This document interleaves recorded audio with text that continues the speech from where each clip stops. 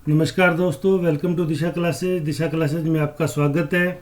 ये 2022 का जनवरी के सेकंड वीक की करंट अफेयर्स से रिलेटेड वीडियो है। हम एक मंथ की 4 करंट अफेयर की वीडियो बनाएंगे नेशनल लेवल की, ताकि आपको इसके एग्ज़ाम की तैयारी करने में मदद हो। अगर आप चैनल पर नए हैं तो चैनल को लाइक और सब्सक्राइब करें और अपने दोस्तों से शेयर भी करें। पहली खबर थी गुलमर्ग और सोनमर्ग। जम्मू कश्मीर के 2 रीजन है, गुलमर्ग सोनमर्ग में 70 हेक्टेयर भूमि सेना को रणनीतिक क्षेत्र के लिए मिल गई। दिक्कत क्या आ रही थी कि जो जम्मू कश्मीर का जो अलग संविधान होने की वजह से ज़मीन एलोकेशन के लिए विधानसभा की परमिशन की ज़रूरत हुआ करती थी। अब वो 35 से हटने के बाद में सरकार को सुविधा उपलब्ध हो गई है। तो अब गुलमर्ग और सोनमर्ग में भी सेना के लिए रणनीतिक रूप से महत्वपूर्ण तैयारी करने के लिए 70 हेक्टेयर के करीब भूमि उपलब्ध करा दी है। भारतीय रिजर्व बैंक ने एयरटेल पेमेंट बैंक, एयरटेल की आप ऐड देखते हैं ना, किसी जगह से किसी जगह पेमेंट किया जा सके, उसको आरबीआई की कौन सी अनुसूची में शामिल किया गया है? तो आरबीआई की दूसरी अनुसूची में शामिल किया है। दूसरी अनुसूची में आरबीआई के होता क्या है? अनुसूचित वाणिज्यिक बैंक। तो यानी एक तरह से हम कहेंगे एयरटेल पेमेंट बैंक को किस श्रेणी में रखा गया है? तो ये अनुसूचित वाणिज्यिक बैंक की श्रेणी में रखा गया है। शंघाई सहयोग संगठन के नए महासचिव कौन बन गए? झांग मिंग। झांग मिंग कौन है? ये चाइना के सीनियर डिप्लोमेट हैं। तो ये चाइना के सीनियर डिप्लोमेट हैं, काफ़ी तेज तर्रार व्यक्ति हैं। तो उम्मीद है इससे संगठन के विस्तार में तेजी आएगी। एससीओ पूरा नाम है, शंघाई कोऑपरेशन ऑर्गेनाइजेशन है इसका नाम है। मेरा आज आपसे सवाल है, एससीओ की ऑफिशियल लैंग्वेज कितनी है और उनके नाम क्या क्या है? अगर आपको वीडियो पसंद आ रहा है और आप हमारे साथ इंटरेक्शन में जुड़ना चाहते हैं तो कमेंट सेक्शन में बताएं शंघाई सहयोग संगठन की ऑफिशियल भाषाएं कितनी है और उन भाषाओं के क्या नाम है। फिर आते हैं बच्चा, अगला सवाल आता है राष्ट्रीय विज्ञान दिवस। तो राष्ट्रीय विज्ञान दिवस 2022 की थीम क्या है? पहली बात तो ये मनाया कब जाएगा? तो ये अगले महीने में 28 फरवरी को मनाया जाता है। कुछ न्यूमेरिकल फैक्ट होते हैं। 28 फरवरी 1928 क्या हुआ था इस दिन? सीवी रमन, जो हमारे भारत की शान, हमारे वैज्ञानिक थे, उन्होंने रमन इफेक्ट की खोज की थी। किसकी खोज की थी? रमन इफेक्ट की। तो रमन इफेक्ट की वजह से 1930 में इनको नोबेल प्राइज मिला। ये ध्यान रखना, 28 में खोज की, 30 में नोबेल मिला। या तो ये दोनों में से एक सवाल पूछेंगे। यह कब मनाते हैं? तो 28 फरवरी। कौन से साल में करी थी? 28 में। तो 1928 से 28 याद रख लो। इसकी थीम क्या है? तो इसकी थीम है इस बार की सतत भविष्य के लिए विज्ञान एवं प्रौद्योगिकी में एकीकृत दृष्टिकोण। तो राष्ट्रीय विज्ञान दिवस की थीम क्या है? सतत भविष्य के लिए विज्ञान एवं प्रौद्योगिकी में एकीकृत दृष्टिकोण। ये वीडियो आप दिशा क्लासेज पे देख रहे हैं। अगर आपको वीडियो पसंद आ रहा है तो चैनल को लाइक सब्सक्राइब करें, हमारे साथ जुड़े, ताकि आपको आगामी जो आपके एग्जाम आने वाले हैं उनकी तैयारी अच्छे ढंग से करवाई जा सके। हिमाचल प्रदेश भारत का पहला राज्य बन गया है जहां 100% एलपीजी कवरेज प्राप्त हो गया। LPG means liquid petroleum gas, रसोई में जो सिलेंडर होते हैं ना, एलपीजी। तो यहाँ 100%। तो यहाँ 2 परियोजनाओं की वजह से संभव हुआ। पहला प्रधानमंत्री उज्ज्वला योजना, ये हमने आपको करंट अफेयर्स में पढ़ाई थी। दूसरा हिमाचल गृहिणी है, ये थोड़ा हिंदी टाइपिंग में दिक्कत आई, हिमाचल गृहिणी सुविधा योजना। इन दोनों योजनाओं की वजह से भारत का पहला राज्य बन गया हिमाचल प्रदेश, जो क्या हो गया? एलपीजी, जहाँ 100% कवरेज है। अब एक सवाल इससे और निकलता है, एलपीजी का कम्बिनेशन क्या है? तो एलपीजी का कम्बिनेशन है प्रोपेन प्लस ब्यूटेन, यानी C3H8 और C4H10। देखो, कार्बन 1 होता है, कार्बन 2 होता है, कार्बन 3 और कार्बन 4, मीथेन, इथेन, प्रोपेन और ब्यूटेन। तो ये P और B जो हैं, ये 3 और 4 नंबर कार्बन वाले, ये एलपीजी के कम्बिनेशन हुआ करते हैं। तो यहाँ से आप याद कर लो। भारत के 72वें ग्रैंड मास्टर कौन बने हैं? मित्रबा गुहा, ये कहाँ के हैं? कलकत्ता के। और 73वें ग्रैंड मास्टर कौन बने हैं? वो है भरत सुब्रमण्यम। ये इटली में कंपटीशन चल रहा था वर्गानी कप में, वहाँ इन्होंने ये अचीवमेंट प्राप्त किया। सवाल आता है कैसे बनते हैं ग्रैंड मास्टर? तो 2500 पॉइंट प्राप्त करने होते हैं। 2500 पॉइंट कौन से प्राप्त करने होते हैं? अगर हम बात करें भाई 2500 पॉइंट कौन से प्राप्त करने होते हैं, तो ये ELO पॉइंट होते हैं। ELO पॉइंट जो इसकी चेस की जो कह दो शतरंज की जो मार्किंग है, उसमें जो खिलाड़ी 2500 पॉइंट अपने जीवन में प्राप्त कर लेता है उसको ग्रैंड मास्टर का दर्जा मिल जाता है।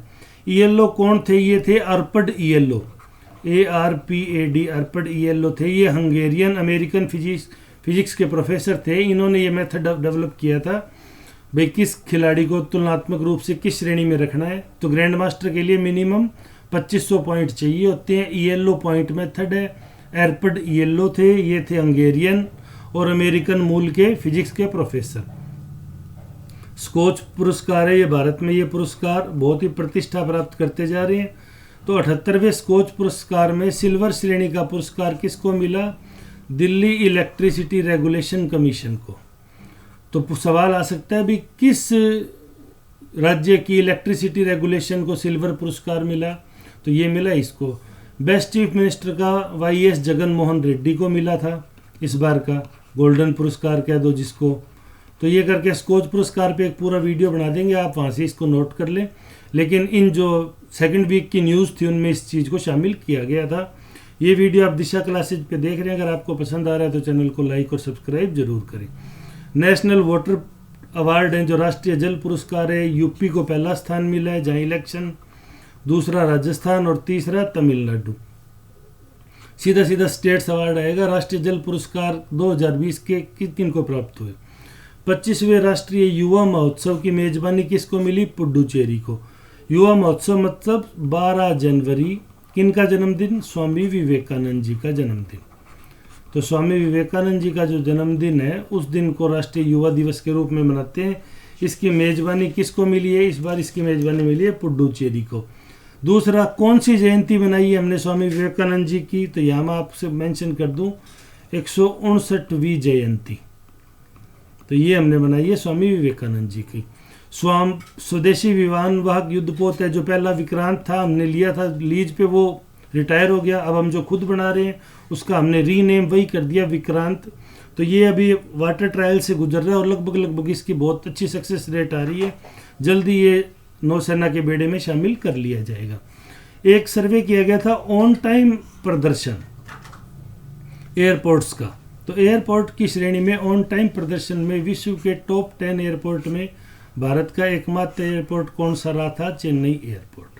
सवाल सीधा सीधा आएगा भाई ऑन टाइम प्रदर्शन में कौन सा रहा? तो चेन्नई एयरपोर्ट। तो ये वीडियो आप दिशा क्लासेज पे देख रहे हैं, अगर आपको पसंद आ रहे हैं तो चैनल को लाइक और सब्सक्राइब करें।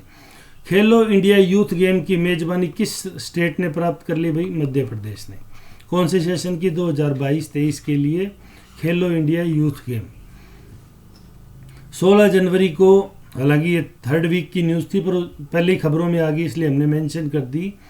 16 जनवरी को नेशनल स्टार्टअप डे मनाने की घोषणा की गई है। भाई जो नए उद्यमी नए आइडियाज़ से नए उद्योग लगा रहे हैं उनको सम्मानित करने के लिए, प्रोत्साहित करने के लिए कौन सा विभाग मना रहा है इसको? तो उद्योग एवं आंतरिक व्यापार संवर्धन विभाग। कौन सा विभाग मना रहा है? उद्योग एवं आंतरिक व्यापार संवर्धन विभाग इसको मनाएगा। राष्ट्रीय मानव तस्करी जागरूकता दिवस कब मनाया जाता है? तो मानव तस्करी जागरूकता दिवस मनाया जाता है 11 जनवरी को। और जनवरी महीने को क्या कहा जाता है? राष्ट्रीय दास्ता एवं मानव तस्करी रोकथाम माह। राष्ट्रीय दास्ता एवं मानव तस्करी रोकथाम माह, ये कौन सा महीना होता है बच्चों? साल का जनवरी।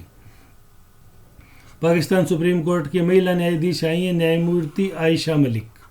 तो ये सवाल कई बार पूछ लिया जाता है, महिलाओं को जब स्पेशल फर्स्ट टाइम अचीवमेंट होते हैं वो सवाल बन जाते हैं।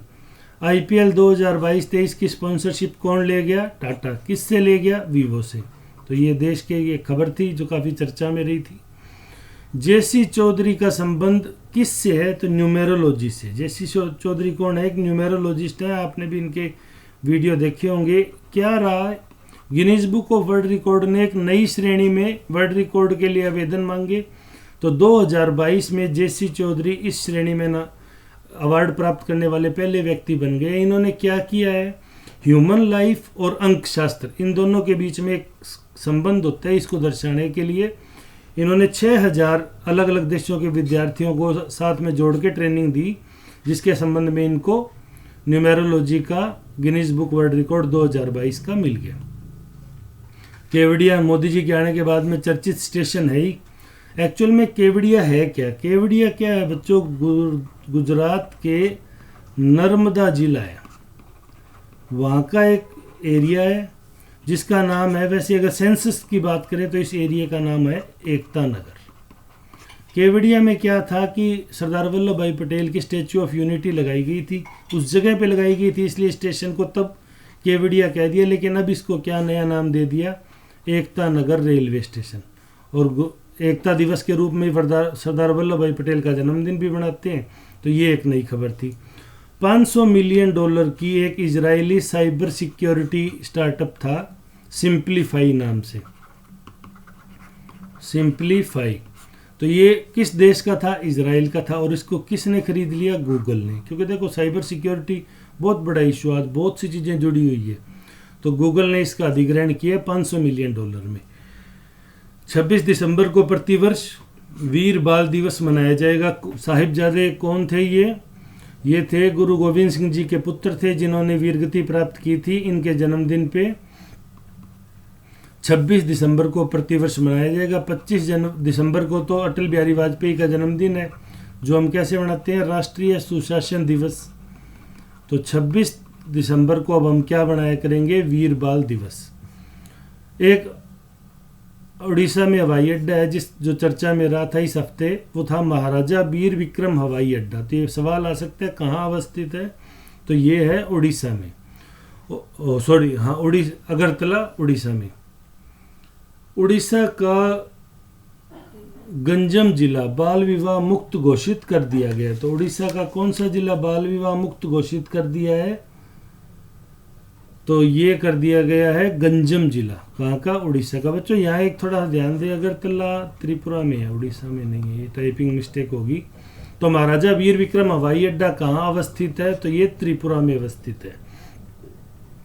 उड़ीसा का गंजम जिला बाल विवाह मुक्त घोषित कर दिया गया है। तो उड़ीसा का कौन सा जिला है जहाँ नो चाइल्ड मैरिज, जहाँ कोई बाल विवाह नहीं हो रही, तो उसके संबंधित है, तो वो है गंजम जिला। तो ये खबरें थी दूसरे सप्ताह की। अब तीसरे सप्ताह का वीडियो लेके हम आज या कल में ही उपस्थित होंगे। उम्मीद है आपको करंट अफेयर्स के से अपडेट रहने में इसमें मदद मिली होगी। ये सब आप दिशा क्लासेज पे देख रहे हैं। अगर आपको चैनल पसंद आ रहा है तो लाइक और सब्सक्राइब करें। धन्यवाद।